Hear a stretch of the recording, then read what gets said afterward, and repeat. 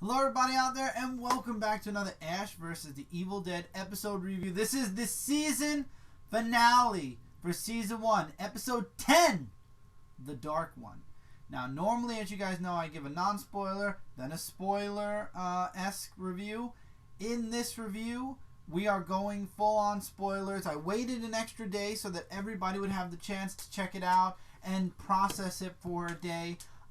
If you have not watched the season finale of Ash vs. Evil Dead, I would highly recommend pausing this video, putting it in your watch later pile, and come back later and check out my thoughts after you've seen the episode yourself. And to be honest, you definitely should watch this episode before listening to a review. It definitely sets things up for season 2. In my non-spoiler review for the last episode, and I am going to be talking about the season. So the first season of Ash vs. Evil Dead was if you like Evil Dead, if you like Army of Darkness, you will love the way this season was.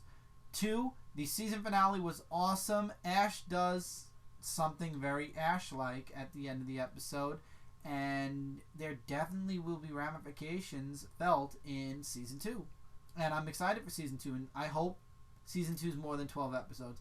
I'm really hoping for at least 21 episodes. That would be nice, but I know that's kind of pushing it. So we'll see what Sam Raimi has in mind, and probably they've already announced it, and I'm just completely stupid and don't know. But they did say they will be back in 2016. That's my non-spoiler part. Everything from here on out will be spoiler. So episode opens up where the last episode left off. Ruby now has the book. She's found to be the creator of the Necronomicon, and she wants to use the Necronomicon to basically rule over all of evil and to keep a balance. She wants to basically be, as Ash puts it, the godfather of evil. And Pablo is now being possessed by the face of the book, and she is influencing Pablo, and she actually distracts everybody long enough to steal Pablo, and they end up escaping into the basement. And Ash doesn't like it. He doesn't like it at all. And the house is slowly coming alive.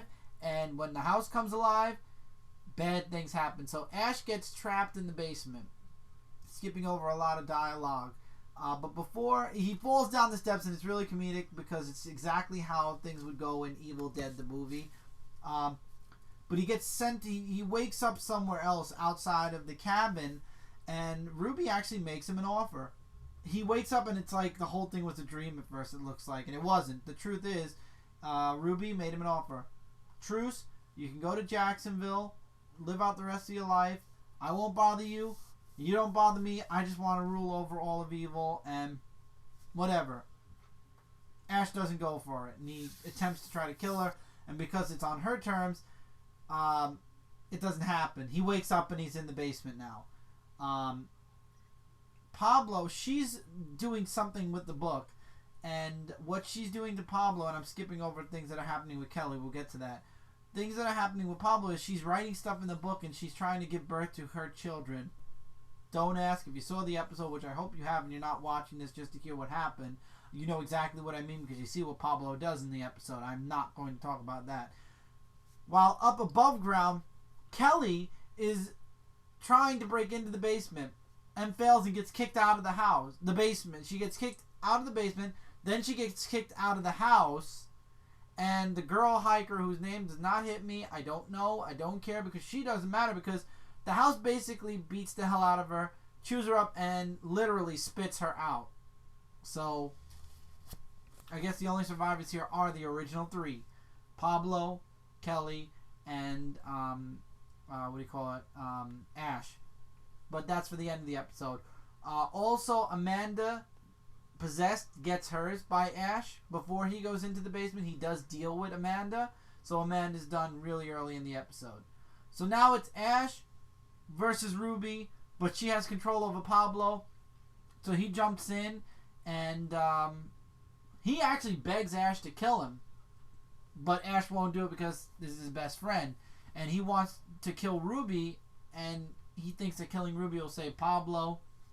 Huge fight happens. Kelly finally does something to the cabin and gets back inside. I won't say what she does. So in case you're watching this and you don't know or you didn't see the episode, this won't spoil that, but she gets back into the cabin. She gets into the basement. She gets down there. She pulls Pablo off of Ash. Ash goes back after Ruby. And Ruby again makes the offer. She's like, take the offer. I'm not going to hurt anybody. I'm being sincere when I say I just want to keep order between the demons and evil, and I don't want to take over the world. Yada. Everybody knows she's lying. We, the viewers, know she's lying. Pablo and Kelly know she's lying. But Ash is willing to do. He's like, I'll do it. But Kelly and Pablo come with me. She offers him she gives him the offer again. He says, I'm taking Pablo. Free him from the control of the book. I keep the dagger as a contingency in case something goes wrong. And you can have the book and you can do whatever you want as long as everybody here as long as me and my friends can go free and safe. They make the truce. The book flies off of Pablo's face and reconnects to the Necronomicon. And that's it. And the episode ends with them driving away. And Kelly's like, I don't believe you did that. And Ash is like, look, we're going to Jacksonville. It's done. She's just going to rule over darkness and make sure that it keeps its, keeps in line. And then over the radio, we hear a broadcast saying, everybody stay in your house because, and Ash, you could tell, cuts the radio, but by the end of the episode, you can tell that Ash screwed up because now darkness is free. And while Pablo, and Kelly got a free pass for now, the rest of the world is screwed. Or at least that's how this episode ends. Obviously, there'll be a season 2, so that means there is going to be going back on that truce between him and Ruby. Obviously, Ash will go back after the Necronomicon, possibly. I don't know, but you can tell Kelly and Pablo are not happy with Ash's decision. Ash is very happy with his decision. But now we've got, I believe that we were seeing the children that Ruby was spawning through Pablo. We saw 4 of them, I believe. 4 of them escaped. You know, they ran past Kelly. There was 2 in the beginning. 1 when she was in the basement, and 1 that we saw when Ash was watching the whole ritual going on, crawl up through the dirt and disappear. So there's about 4 of her children out there. Maybe they'll be antagonists for the next season. I don't know. This was a very Ash ending. Ash took the I know that in his mind he believed he took the heroic route. You know, he saved his friends, he saved himself, and this girl. He's willing to believe basically anything a normal thinking person wouldn't believe. To, you know, take not the easy route out, but to basically just end everything, to end him with the book, to end all the hell of it, the whole hell that is his life, and it's gonna come back and bite him in the ass. I think in season 2. This was an excellent final episode. I did leave out a bunch of stuff. This was a 40-minute long episode. I gave you guys the outline of the episode, but there's a lot more dialogue and a lot more that happened within the episode, and I definitely recommend you guys check it out. Hopefully in the next season we get more episodes. I'm hoping for that. If not more episodes, at least hour-long or 40-minute long episodes. I don't know what they have in mind. Obviously, season 2 was already guaranteed before season 1 really picked up much steam. I believe it was confirmed before the first episode even that there was a season 2.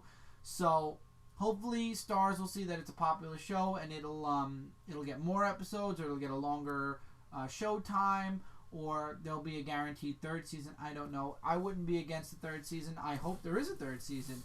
I think this has a lot of potential to be a really great ongoing series for a while. Not something I could see lasting like 20 and 30 seasons, but definitely something that can last for a fair amount of time.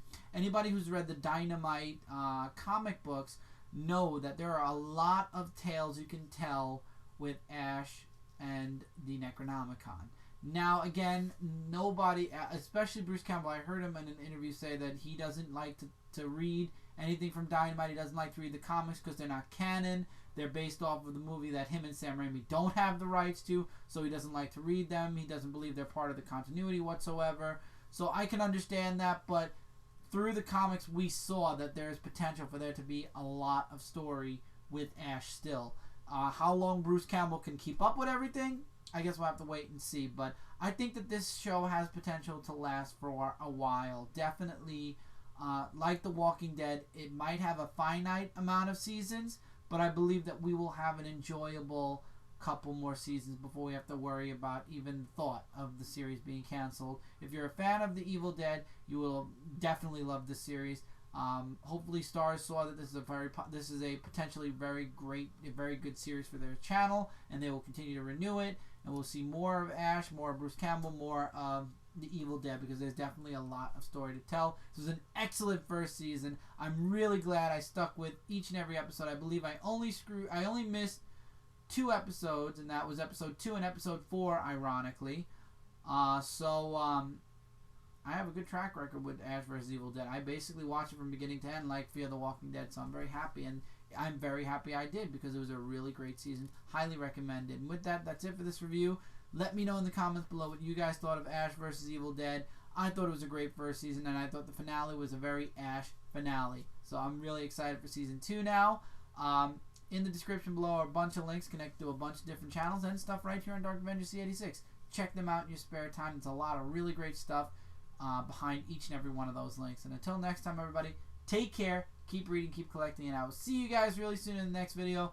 Let's hope that Ash vs. Evil Dead Season 2 is sooner rather than later. I'm hoping, but I have a feeling we won't be seeing it till fall. But you know what? It'll be worth the wait.